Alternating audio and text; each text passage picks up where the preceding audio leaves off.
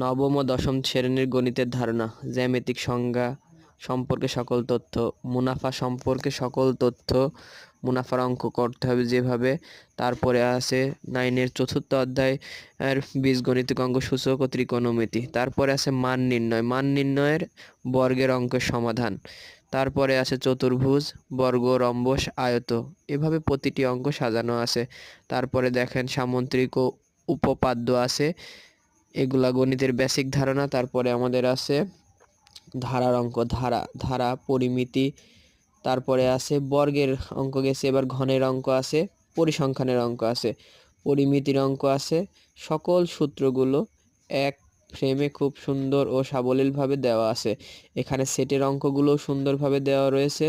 তো শিক্ষার্থীরা, তোমরা এই সূত্রগুলো একবার ভালোভাবে দেখলে 9 ও 10-এর যতগুলো অঙ্ক আছে ইনশাল্লাহ সব অঙ্কই করতে পারবে। এখানে ধারাবাহিকভাবে প্রত্যেকটা অঙ্কেরই দেখো সূত্র দেওয়া আছে, মানগুলো দেওয়া আছে।